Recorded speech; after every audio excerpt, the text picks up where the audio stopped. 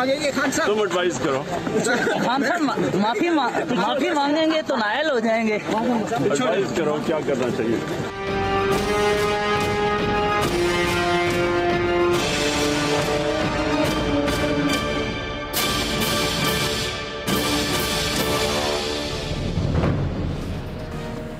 बिस्मिल्लाहिर्रहमानिर्रहीम। अस्सलाम वालेकुम। प्रोग्राम एक्सपर्ट्स में मैं आपको खुश आमदीद कहूँगी। पैनल का तारुफ करवा देती हूँ। अयाज खान साहब, आमिर इलियास राना साहब, हाफिज़ ताहिर महमूद अशफी साहब, मोहम्मद इलियास साहब और फैसल हुसैन साहब आज के पैनल का हिस्सा है। नाज़रीन, तौहीन अदालत केस में तहरीक इंसाफ के चेयरमैन इमरान खान को मज़ीद 7 दिन की मोहलत मिली है। गुज़श्ता रोज़ इमरान खान की जानिब से इस्लामाबाद हाई कोर्ट में अबूरी जवाब जमा कराया गया था, जिसमें उन्होंने गैर मशरूत मुआफ़ी मानने की बजाय अपने बयान की वजाहत की, खातून जज के खिलाफ अल्फाज वापस लेने की पेशकश भी की, दरख्वास्त का काबिल समात न होने का नुक्ता भी उठाया, बेंच पर उन्होंने एतराज़ भी किया और अदालत के दायरा इख्तियार को भी चैलेंज किया।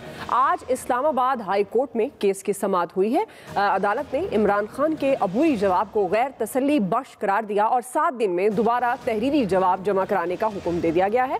अदालत ने इमरान खान के वकील को मुखातिब करते हुए रिमार्क्स दिए कि लीगी रहनुमा तलाल चौधरी, दानियाल अजीज़ और निहाल हाशमी के खिलाफ सुप्रीम कोर्ट के फैसले पढ़े। तौहीन अदालत बहुत संजीदा मामला है, इसकी संगीनी को समझें और सोच समझ कर जवाब जमा कराएं। लीगी रहनुमा मरीम नवाज ने रद्दअमल देते हुए कहा कि इमरान खान को दी गई ढील से PMLN से होने वाली नाइंसाफियां और ज्यादतियां कौम के सामने आया हो गई हैं। इसी मुनासबत से एक्सपर्ट्स के लिए पहला और बड़ा सवाल होगा। आमिर साहब, मैं आपसे आगाज़ करी हूँ। इमरान खान साहब को एक और मौका मिला तौहीन अदालत केस में दोबारा तहरीरी जवाब जमा कराने के लिए 7 दिन की उन्हें मोहलत मिली है। क्या आपके ख्याल में अब इमरान खान साहब गैर मशरूत मुआफ़ी मांगेंगे? अच्छा, इस पे तो मैं बाद में आता हूँ। वो जो अभी आपने आवाज़ सुनवाई ना, सवाल का जवाब दे रहे थे इमरान खान साहब, तो मुझे पहली दफ़ा नवाज शरीफ और इमरान खान सवाल के जवाब में एक जैसे नज़र आए। अच्छा, वो कैसे जी? कि जब होता है ना कुछ सवाल ऐसा, तो 90% मियाँ साहब भी गपशप में कहते थे अच्छा तुसी दसो फिर तुसी की करोगे अगर ये काम होता। तो आज इमरान खान साहब कह रहे थे कि अच्छा तुम बताओ क्या करना चाहिए। तो ये वैसे मैंने एक बात की कि जब टालना हो, बात करनी हो तो इस तरह हो जाता है। अब आप कह रही हैं पेश हुआ और एक और मौका मिला। मुझे नहीं समझ आई मौका किसने किसको दिया है। क्लाइंट ने जो मुल्जिम के तौर पे पेश था और उनके वकील ने तो कोई मौका नहीं मांगा। उन्होंने तो नहीं रिक्वेस्ट की कि जी हम एक और मौका दें, हम जवाब बदल देते हैं। ये क्यों हुआ?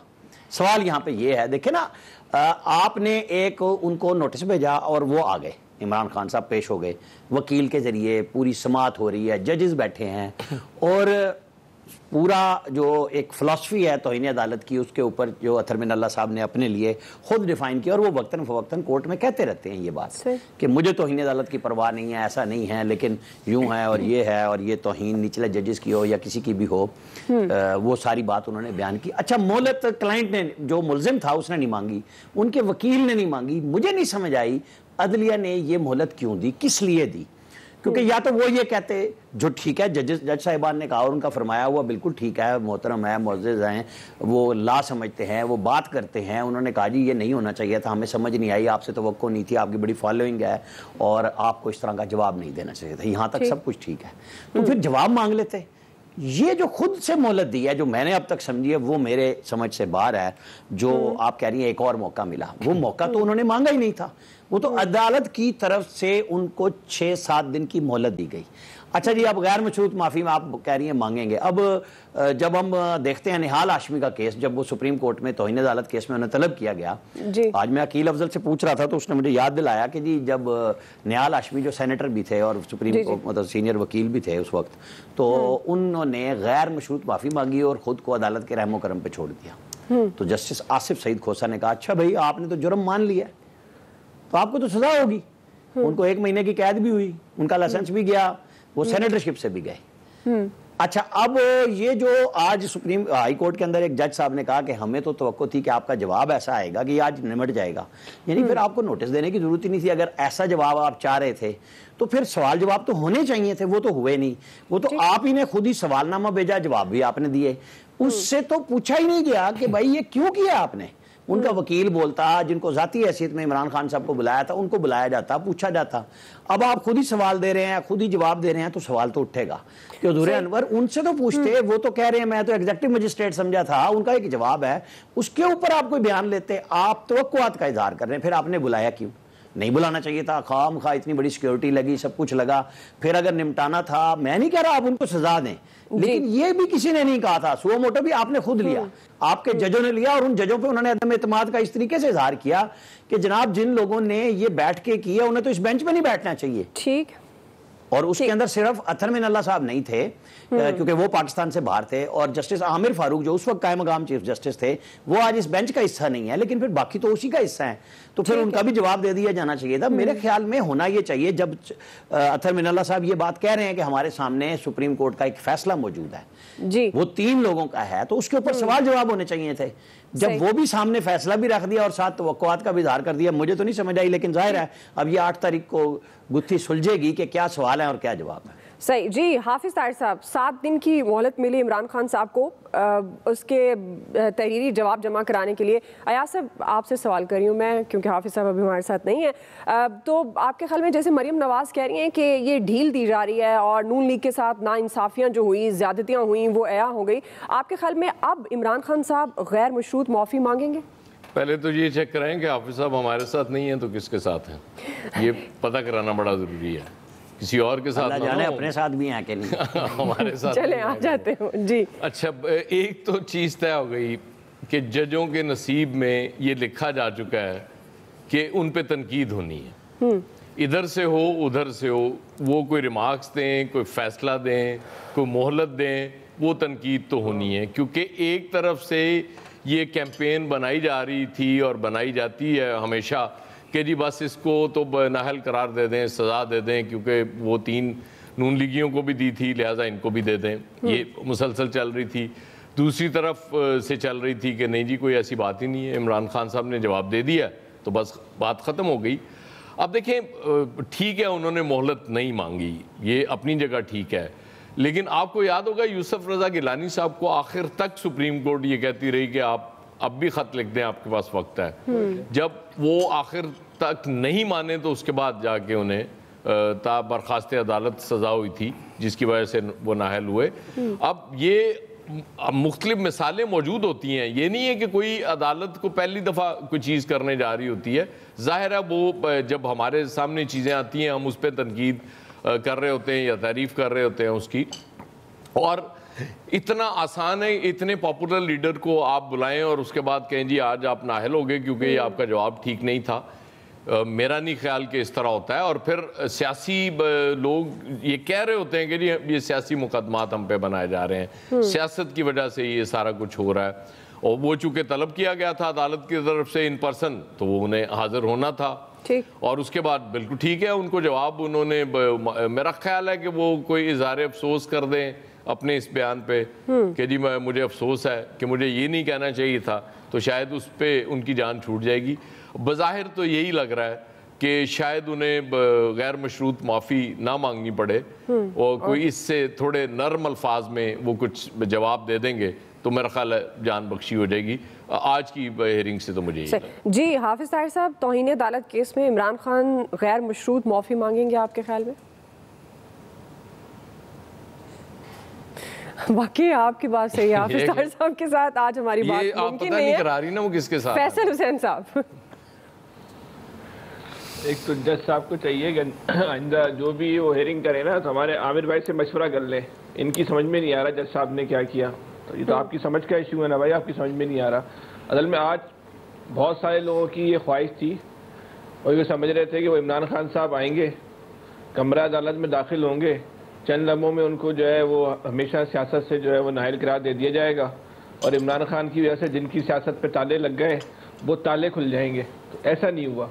اچھا ایسا عملی طور پہ ممکن بھی نہیں ہے کہ ایک اتنا بڑا لیڈر جس کی اتنی بڑی فالوئنگ ہو اس کو آپ لمحے بھر میں جو ہے وہ سیاست سے بالکل ہی جو ہے وہ فارغ کر دیں.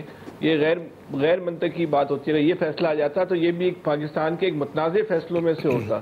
عمران خان کو اگر دوبارہ یہ موقع دیا گیا ہے تو یہ بالکل ظاہری حالات میں اور قانون کے تقاضوں کے تحت جو ہے مناسب لگتا ہے، اور بہت ساری اس میں اس فیصلے آج کی کارروائی کے حق میں دلائل، حق میں بھی مخالفت میں بھی دلائل نکالے جا سکتے ہیں، لیکن اب عمران خان کے کیس کا جو ہے نا وہ نہال ہاشمی کے کیس سے موازنہ نہیں کر سکتے، کوئی اس کی کوئی منطق نہیں بنتی کہ اس کیس کو جو ہے آپ جو ہے اس کیس کے ساتھ جو ہے وہ جوڑ دیں۔ لیکن دو باتیں جو ہے وہ بہت اہم ہیں۔ اگر عمران خان صاحب بھی تسلیم کر لیتے ہیں کہ انہوں نے یہ بات کہی، اس پہ معافی مانگ لیتے ہیں، تو بہرحال پھر وہ تو توہین عدالت کے جو ہے ثابت ہو گیا کہ انہوں نے یہ جرم کیا ہے، تو وہ عدالت کی ثوابدید ہے کہ وہ کیا کریں گے۔ لیکن یہ جو کیس ہے نا، یہ حد تک عزت کے جو معاملات ہیں، توہین عدالت کے معاملات ہیں، اس کے دائرہ کار کا بھی ہمیشہ کے لیے جو ہے نا وہ تعین کر دے گا۔ اس کیس کا جو بھی فیصلہ آئے گا وہ ہمیشہ کے لیے اس بات کا بھی تعین کر دے گا کہ عدالت کی عزت کتنی ہے، عدالت کے فیصلہ۔ ابھی تو ایک عمومی تاثر ہے نا، یہ ایک کتابی بات ہے یا ایک روایتی بات ہے کہ عدالت کی کس بات پہ تنقید ہو سکتی۔ کون سا ایسا لیڈر ہے جو گزشتہ 10 سال سے جو ہے وہ عدالتوں کے اوپر جو ہے حملہ آور نہ ہو؟ کم اور زیادہ پہ تو ڈیبیٹ ہو سکتی ہے۔ کسی بھی سیاسی جماعت نے عدالتی فیصلوں کو جو ہے وہ اس پہ تنقید، جہاں اپنے مزاج کا فیصلہ نہیں آیا، چاہے وہ عمران خان ہو، چاہے وہ نواز شریف ہو، چاہے وہ زرداری صاحب ہو، یا جو بھی جماعت ہو، اس نے عدالتی فیصلوں پہ جو ہے وہ تنقید کی ہے۔ تو اس کیس میں تو اب یہ طے ہونا چاہیے کہ اب عدالتوں کے فیصلوں پہ کس حد تک جو ہے وہ تنقید ہو سکتی ہے اور کس حد تک جو ہے وہ تنقید جو ہے وہ نہیں ہو سکتی ہے، کون سی چیز جو ہے وہ توہین عدالت میں آتی ہے اور کون سی چیز جو ہے وہ توہین عدالت میں نہیں آتی۔ لیکن عمران خان صاحب کے ساتھ اس بنیاد پہ بہرحال رعایت نہیں ہونی چاہیے کہ ان کی جو ہے ایک بہت بڑی فالوئنگ ہے، یا ایک بہت، اگر یہ سمجھتے ہیں توہین عدالت ہے تو پھر یہ سب کے لیے پھر یہ اصول جو ہے وہ پھر وہ لاگو ہونا چاہیے، اور پھر سب کو جو ہے پھر اس کٹہرے میں اسی انداز میں جو ہے وہ آنا چاہیے۔ لیکن آنن فانن فیصلہ کر دیتے، اور اتنا بڑا فیصلہ تو ایک اچھی روایت قائم نہیں تھی۔ عدالت کی آج کی کارروائی ظاہری صورتحال میں تو مطمئن رکھتی ہے۔ مایوس وہ لوگ ہوئے جو یہ سمجھ رہے تھے کہ آج عدالت جو عمران خان کو جو ہے وہ نمٹا دے گی ہمیشہ کے لیے، اور عمران خان نے جو ان کی سیاست کو جو بالکل صفر کر دیا، دوبارہ سے وہ جو ہے ان کی سیاست کھڑی جائے گی۔ تو بہرحال ان کو ابھی مایوس رہنا چاہیے، فی الحال ان کے لیے خوشی کے دن جو ہے تھوڑے دور ہی ہیں۔ ٹھیک جی، حافظ طاہر صاحب آپ مجھے سن پا رہے ہیں؟ دعا کریں۔ جی السلام علیکم۔ جی وعلیکم السلام۔ حافظ صاحب سوال یہ ہے، توہین عدالت کیس میں آپ کے خیال میں خوشی ہوئی آواز سن کے عمران خان غیر مشروط معافی مانگیں گے؟ میرا سوال ضائع نہیں جائے گا، اس لیے مجھے بہت خوشی ہوئی۔ مایوسی امید میں بدل گئی۔ جی حافظ طاہر صاحب، حافظ صاحب کی آواز سے دعا کے چہرے پہ خوشی آ گئی۔ نہیں جی، بس یہ خوشی بھی عارضی حافظ صاحب آپ کی نظر لگ گئی ہے الیاس صاحب۔ لیکن حافظ صاحب کی ناراضگی برقرار رہی، وہ چلے گئے۔ جی الیاس صاحب، یہ دیکھیں جی، آج جو کیس تھا جس میں لوگ انتظار کر رہے تھے فیصلے کا، تو یہ اتنی جلدی یہ نہیں ہو سکے گا۔ وہ صحیح بات ہے کہ آج کی اس کیس کے بارے میں اب سیاستدانوں کو یہ ہو جائے گا کہ عدالت یا اداروں کے بارے میں، عدلیہ کے بارے میں وہ اپنے ریمارکس دیتے وقت یا کسی کے بارے میں، اداروں کے یا افسران کے بارے میں بات کرتے وقت محتاط ہوں گے، اور ان کو تعین کر دیا جائے گا کہ آپ نے اس لمٹ کو کراس نہیں کرنا۔ اگر اس نے کرنا ہے دائرہ کار سے ہٹا تو اس پر کیا ہو جائے گا، اس پر توہین لگے گی نہیں لگے گی۔ تو یہ ایک نیا یہ ہے کہ موڑ جہاں سیاستدانوں کو پتہ چلے گا کہ انہوں نے کیا کرنا ہے۔ خان صاحب آئے ہیں، خان صاحب نے یہ بات تو دیکھیں، بالکل انہوں نے جیسے لوگوں سے کہا کہ ایڈوائز کریں، وہ تو اس فیصلے پر اپنے الفاظ، آپ یہ تو نہیں معافی تو نہیں مانگ رہے اس وقت، وہ یہ ہے کہ اپنے الفاظ واپس لینے کے لیے ظاہر عدالت بھی ان کو سنے گی، تمام جو ان کے ہے ایک دم تو نہیں فیصلہ کر دیا جائے گا، اس لیے کیونکہ جب تک ان کو سنا نہیں جائے گا اس پر بینچ اپنا جو ہے فل بینچ جو ہے وہ اپنا فیصلہ اس وقت تک نہیں کرے گا۔ ظاہر ہے اس پر جرا ہوگی، اس پر ٹائم لگے گا، لیکن جو بھی ہوگا اس میں ایک نیا موڑ آئے گا جس میں یہ ہوگا کہ آئندہ سے کوئی کسی کے بارے میں اس طرح کے لہجہ، اس طرح کا رویہ، اس طرح کی باتیں نہیں کر سکے گا جس طرح کہ کہا گیا تھا۔ اس پر ظاہر ہے انہوں نے نوٹس تو لیا، جیسے پولیس کے بارے میں، عدلیہ کے بارے میں جو بھی ہے، اگر وہ جس طرح سوچ رہے ہیں دیکھ رہے ہیں وہ سارا دیکھا جائے گا، ٹرائل ہوگا، اس کے ٹرائل میں یہ دیکھیں اس طرح ابھی ایک دم تو نہیں، ایک دم جیسے فیصلے ہو جاتے، یہ تو ضمانت کے لیے تھا کہ ایک دم ضمانت ہوتی ہے نہیں ہوتی یا اس طرح چلتے ہیں، لیکن بہرحال اس میں جو ایشو ہے اگلے 7 تاریخ کو پتہ چلے گا کہ آگے سے کیا جرا ہوتی ہے, کہ کیا سوالات کیے جاتے ہیں ان سے. ظاہر ہے ان کو بھی اپنا موقف بتانا پڑے گا, موقف دینا پڑے گا کہ وہ کس طرح, کس لہجے میں انہوں نے بات کی, کیا تھا ان کا رویہ, کیا تھا, کہ انہوں نے کس طرح کیا ہے یہ بات. تو بہرحال ان کو یہ بھی تو ساری چیزیں دیکھی جائیں گی کہ آئندہ سے کوئی سیاستدان جو ہوگا اپوزیشن میں یا جو بھی ستایا ہوگا وہ اس طرح کی باتیں کرتے وقت ایک طرف احتیاط برتا کرے گا, تاکہ وہ غلط بات کرے گا تو اس کو پتہ ہے کہ اس کی پکڑ ہوگی. اب بالکل آپ کی بات صحیح ہے. اور سیاستدان جو توہین عدالت کیس ہے, اب اس کے بعد عمران خان غیر مشروط معافی مانگیں گے. 7 دن کی جو انہیں مہلت ملی ہے تحریری جواب جمع کرانے کی, وہ آنے والے دنوں میں ہی پتہ چلے گا. ایکسپرٹس کی رائے آپ جان چکے ہیں. بریک لیتے ہیں ناظرین, ہم بریک سے واپس آئیں گے. ہمارا دوسرا سوال ہے, سیاستدان قدرتی آفت کو بھی سیاست کے لیے استعمال کرنے پر تل گئے, سیلاب پر بھی سیاست حاصل کیا ہوگا؟ رائے لیتے ہیں بریک کے بعد.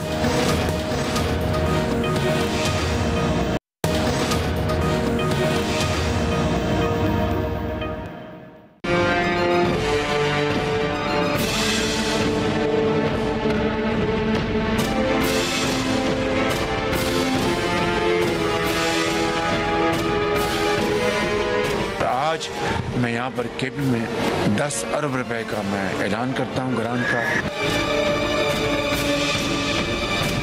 انجینئر صاحب نے ہمارے لیے بہت کوشش کی. اللہ خیر کرے گا. ہم نے ابھی IMF سے جو پروگرام ہوا ہے اس سے پاکستان الحمدللہ ڈیفالٹ سے بچ گیا ہے. ناظرین, سیلاب سے بچ جانے والوں کا نیا امتحان شروع ہو گیا. کئی علاقوں میں تاحال امداد نہیں پہنچی. متاثرین کھلے آسمان تلے رہنے پر مجبور ہیں. بنیادی سہولیات کا فقدان ہے. بیماریاں پھیل رہی ہیں. اس کے ساتھ امدادی کارروائیوں سے متعلق وفاق, صوبوں, اداروں, انتظامیہ اور NGOs کے درمیان ورکنگ ریلیشن شپ کا شدید فقدان پایا جا رہا ہے. کہیں بار بار امداد پہنچائی جا رہی ہے تو کہیں ایک بار بھی متاثرین کو امداد نہیں مل سکی.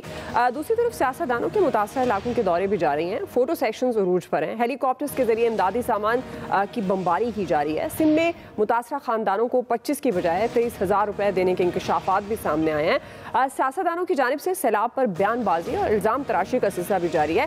کہیں حق چھین کر لینے کی بات کی جا رہی ہے تو کہیں KP اور Punjab CM flood relief funds میں احتیاط نہ لینے کی افواہیں سرگرم ہے.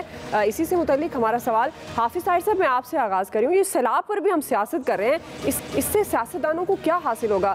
ساتھ میں یہ جو ورکنگ ریلیشن شپ کی ہم بات کر رہے ہیں, امدادی سرگرمیوں میں اداروں کے درمیان ورکنگ ریلیشن شپ کے فقدان نظر آ رہا ہے, اس کی کیا وجہ ہے؟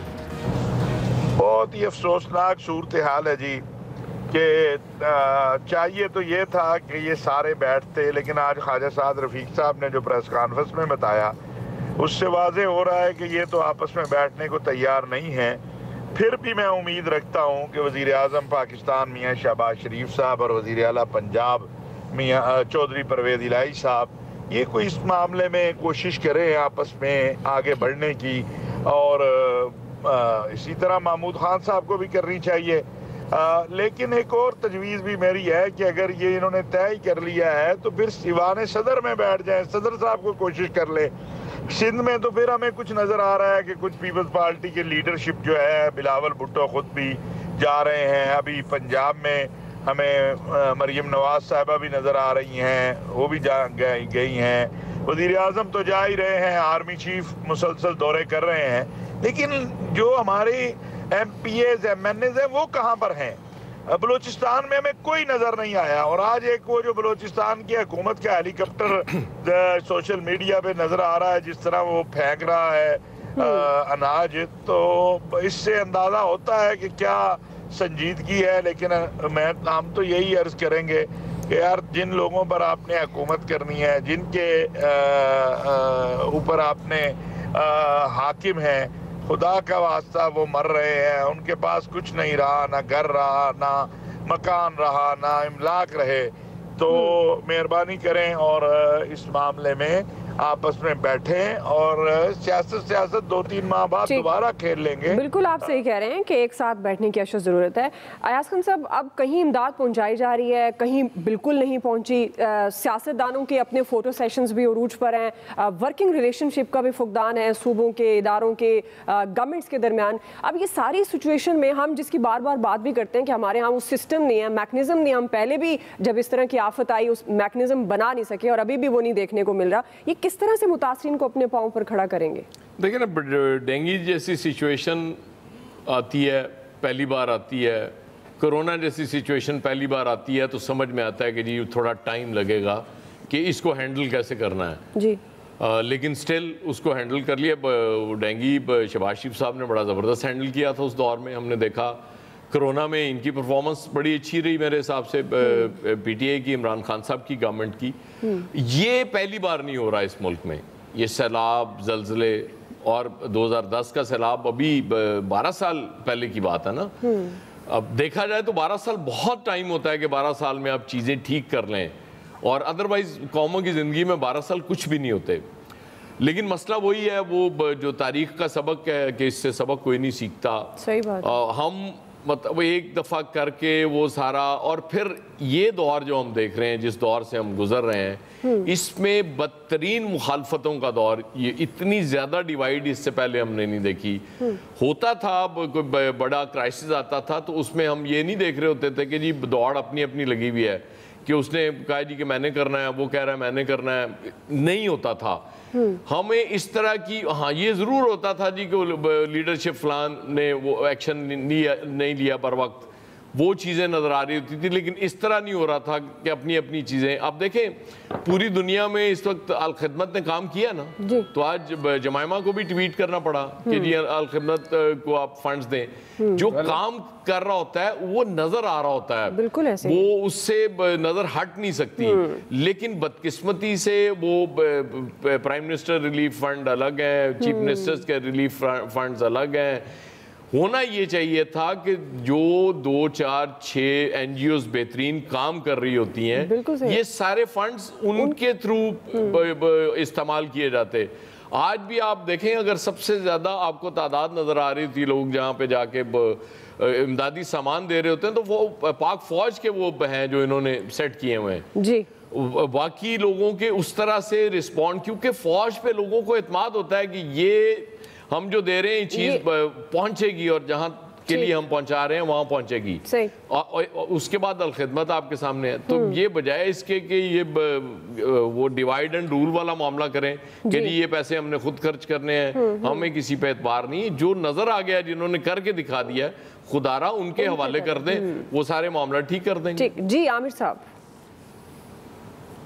देखिए जी, अल खिदमत फाउंडेशन है, अखुवत है, जिनके साथ इमरान खान साहब का भी ट्रस्ट मौजूद है अखुवत के ऊपर, और अल खिदमत पे भी कोई मैंने एतराज़ नहीं देखा। नहीं, तारीफ की उन्होंने, फरहान साहब उन्होंने तारीफ की उस दिन अल खिदमत की। बिल्कुल बिल्कुल, वो उन्होंने उस दिन, मैं इसलिए 2 नाम लिए स्पेशली कि आप एक लम्हे में हमने 2 नाम निकाल दिए कि जी जिस पे सबको ट्रस्ट आ रहा है। मतलब एक डिवाइड है ना, तो उस डिवाइड का हल ये है कि NDMA में लेफ्टिनेंट जनरल हैं जो इंचार्ज हैं वो हों, ये NGOs जो प्रॉपर अच्छा काम कर रही हैं ये लोग हों, एक मैकेनिज्म बना दें कि जो इमदाद जहाँ से भी आएगी वो खर्च इनके जरिए हो जाएगी। खर्च से मुराद पैसा नहीं है, जो काइंड आई है वो भी सब चीज़ें इनके नुमाइंदे डाल दें साथ साथ, ताकि एक सर्टिफिकेट बने कि हाँ जी इमरान खान साहब के टेलीथॉन के नतीजे में ओरिजिनली ये रकम आई, उसका ये खर्च हुआ, और इसके हिसाबात में इन लोगों के साइन मौजूद है, लोगों को ट्रस्ट होगा।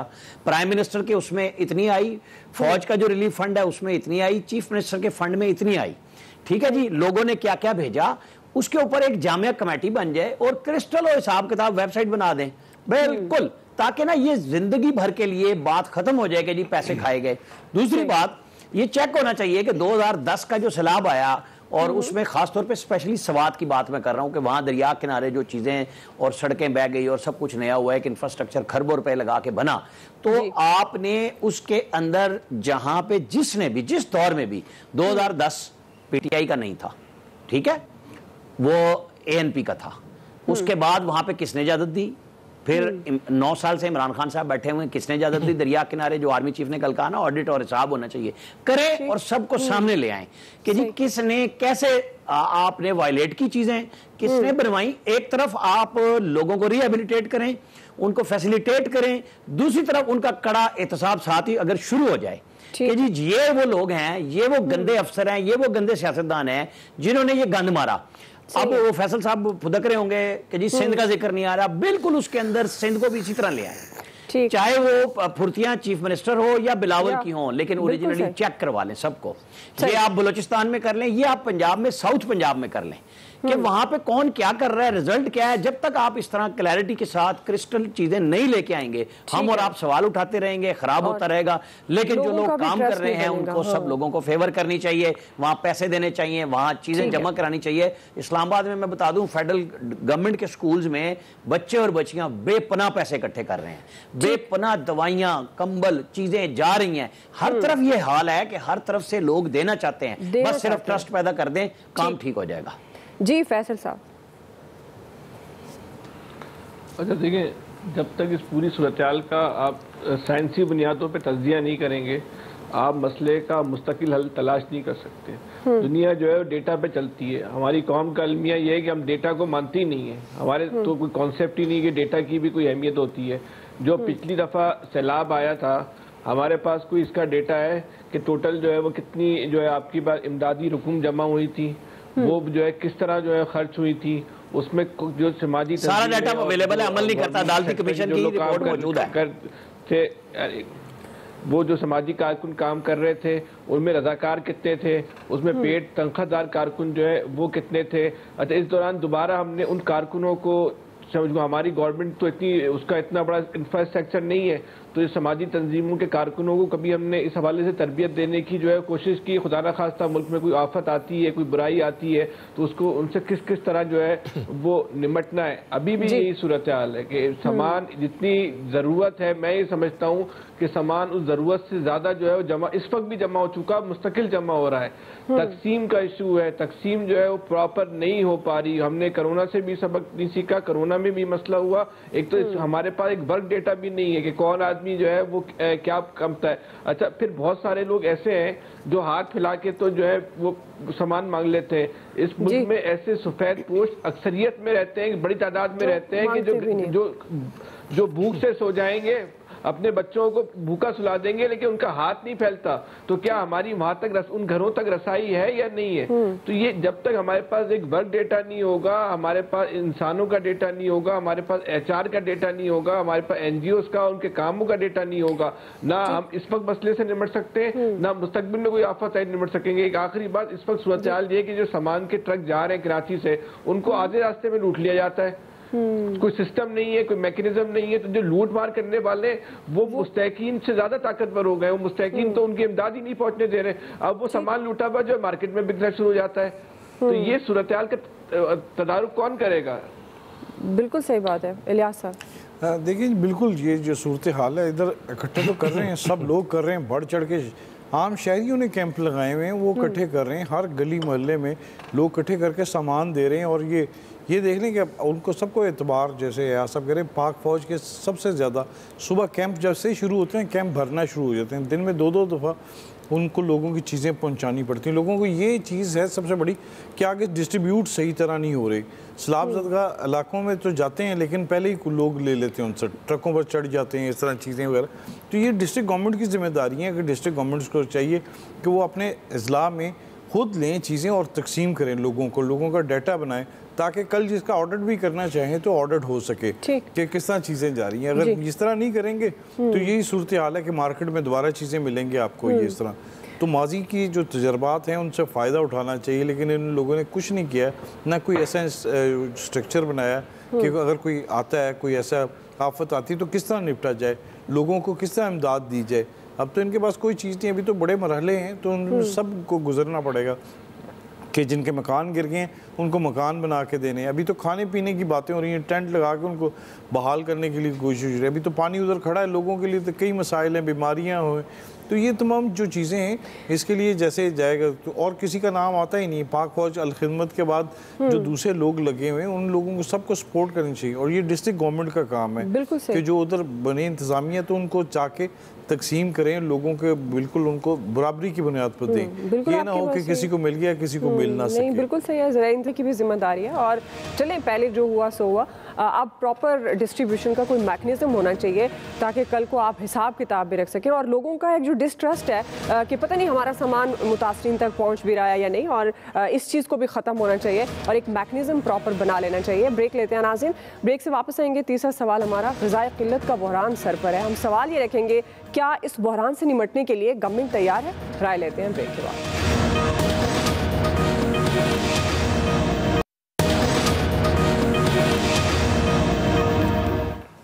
नाज़रीन, तबाहकुन सैलाब ने मुल्क की बुनियादें हिला कर रख दी। बड़े पैमाने पर ज़राअत और लाइफ स्टॉक शोबे तबाह हुए। ग़ज़ाई बहरान का ख़तरा सर पर मंडरा रहा है।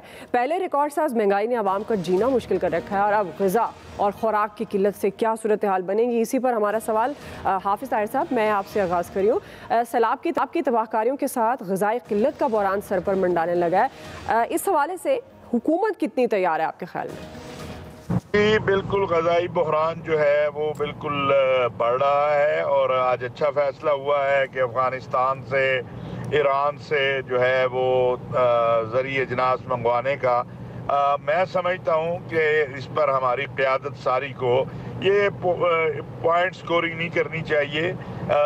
सारे लोगों को जो सेनेट में है, कौमी असम्बली में है, मुल्क की क़यादत जो है उनको सोचना चाहिए कि इस वक्त प्याज तकरीबन 400 रुपए किलो हो गया, टमाटर का भी यही हाल है, बाकी चीज़ें भी इसी तरह बढ़ रही हैं। तो हिंदुस्तान से मुझे पता है ये बात बड़ी मुश्किल है और ये बात करने के बाद फिर एक जो गालम गलोज और फतवा ब्रिगेड शुरू हो जाएगी। लेकिन अगर आपके लोग जो हैं उनको इस वक्त जिस सूरत हाल में हैं, अगर बिल्कुल आप सही कह रहे हैं, कुछ ना कुछ ज़ाहिर है हिकमत अमली अब हुकूमत को तैयार करनी पड़ेगी। जी आमिर साहब। जी बिल्कुल, जो अल्लामा साहब फरमा रहे हैं ठीक बात है। हम अद्वियात का खाम माल भी तो मजबूरी में लेते हैं। एक पहला फैसला तो बेहतरीन ये हो गया कि फौरी तौर पे इशू हो गया ऑर्डर कि जी आप अफ़गानिस्तान और ईरान से मंगवा सकते हैं, मतलब ताकि किराए वगैरह भी ज़्यादा ना लगे। ज़रा जिस तरह इंडिया हमारे पड़ोस में, इसी तरह ईरान और अफ़गानिस्तान है। बस असल बात यह है कि फौरी तौर पर दस्तयाबी करवाएँ, ऑर्डर्स कराएं, और जिन लोगों ने होर्डिंग, बहर चाहे ताज़ा फसल भी है, होर्डिंग ब्लॉक कर लेते हैं, इंशाल्लाह ताला वो भी अब फ़ौरन निकालेंगे, क्योंकि हम सब मिनासुल कौम चोरी पे यकीन रखते हैं और बददियानती हमारे अंदर बिल्कुल घर बना चुकी हुई है। तो अच्छा फैसला किया है कैबिनेट ने, जो फौरी तौर पे ECC और कैबिनेट दोनों ने कर दिया। अभी मैंने सेक्रेटरी कॉमर्स को भी मैसेज किया कि जी आप हमें डिटेल्स दें फौरी तौर पे कि कितने ऑर्डर लोग कर रहे हैं और आपने क्या इस कैबिनेट के डिसीजन के ऊपर नोटिफिकेशन कर दिया है, ताकि बिल्कुल देर ना लगे। जो खुराक कम हो रही है वो दरामद करने से यहाँ पे ना होर्डिंग हो सकेगी और लोगों को अच्छे और सस्ते दामों पर चीज़ें मिल सकेंगी। अच्छा फैसला है। सही जी आया साहब। दुआ फिलहाल तो सारा फोकस प्याज और टमाटर पे है, ज़ाहिर है उसकी दरामद की इजाज़त भी मिल गई, चलें वो तो रेट्स कम हो जाएंगे। लेकिन ये तबाही इतनी बड़ी है कि अभी गवर्नमेंट ज़ाहिर है वो तखमीना लगाने में बड़ा टाइम लग जाएगा उनको कि क्या क्या चीज़, कपास की कहते हैं ऑलमोस्ट फसल आपकी तबाह हो गई, और जो एक्सपोर्ट्स कर रहे थे आपकी जो इंडस्ट्री है जी, उसकी टेक्सटाइल की, वो बहुत बुरी तरह मुतासर होगी। ज़ाहिर है वो बाहर से आपको बहुत ज़्यादा वो मंगवानी पड़ेगी। फिर गंदम ऑलरेडी अब शॉर्ट होती है क्योंकि हाउसिंग सोसाइटीज़ अल्लाह के फजल से इतनी बना ली हैं हमने कि वो हम कहते हैं ज़राई मुल्क, अब ये उस तरह से ज़राई मुल्क नहीं रह गया हुआ। अब ये क्लीशे है कि ये ज़राई मुल्क है, कभी हुआ करता था। और भी बहुत सी चीज़ें अभी देखना पड़ेगा कब तक ये खुश्क होगी कि गंदम भी काश्त हो सकती है। तो गवर्नमेंट के लिए टास्क तो बहुत बड़ा है और अब जाहिर है अभी से तैयारी करनी पड़ेगी और यकीनन गवर्नमेंट के एहलकार तैयारी तो कर ही रहे होंगे। जी फैसल साहब। ये बिल्कुल याद साहब की बात सही है, अभी अंदाज़ा नहीं है इसके नुकसान क्या हुआ, उस पर हम कोशिश भी नहीं कर रहे संजीदगी से। टमाटर प्याज का ऑर्डर दे दिया, बज़ाहिर तो बहुत अच्छी बात है भाई, टमाटर मंगाने की ज़रूरत क्या है? टमाटर के बगैर क्या सालन नहीं बन सकता? टमाटर को आपकी लाजमी ज़रूरत नहीं खाने की। इस तरह के डाटा फिगर बैठे हुए हैं। सही। तो जी प्याज का भी बताओ, हुकूमत को पहले बिल्कुल एक संजीदगी के साथ सर्वे करना चाहिए कि भाई इस वक्त जरूरत क्या है, और आने वाले चंद दिनों लोग मर जाएं, महंगी ले लें, ये सर्वे कराएगा, डाटा करेगा। इस तरह के पागल भी बैठे हुए हैं लोगों में, इनको क्या फिक्र है? आमिर साहब वक्त कम, एयर कंडीशन दुकानों से सब्जियां खरीदते हैं, इस तरह के डाटा सेलर बैठे हुए हैं, बताएं क्या करें? बताएं, ये संजीदा बात हो रही है, लोग भूख से मर रहे हैं, महंगाई मिल रही है, ये ढूंढ रहा डाटा, ये है डाटा, ये है नफसियाती मरीज। ठीक है आमिर साहब, बात करने का टाइम अच्छा किया, लेकिन इनको चाहिए दालें, चावल और आमिर साहब की बातें सुन लिया करें। बिल्कुल हुकूमत की डायली की अमली शक्ल है, अंदाजा कर लें, ये हमारा सपोर्ट करनी चाहिए और ये भी करना चाहिए कि ज़ख़ीरा अंदोज़ी करके बैठे उनके खिलाफ भी कार्रवाई करनी चाहिए। ये भी ज़ख़ीरा अंदोज़ी में कर रहे हैं। बिल्कुल आपकी बात दुरुस्त है और बज़ाहिर है कि हुकूमत तैयारी कर रही है, लेकिन हुकूमत को तैयार होना भी चाहिए। आम आदमी को पहले ही रिलीफ नहीं मिल रहा था और अब अगर ये सूरत हाल हो गई तो आम आदमी की ज़िंदगी बहुत मुश्किल हो जाएगी। आज के एक्सपर्ट से इतना ही नाज़रीन, ख्याल रखिएगा, फीडबैक दीजिएगा। अल्लाह हाफ़िज़।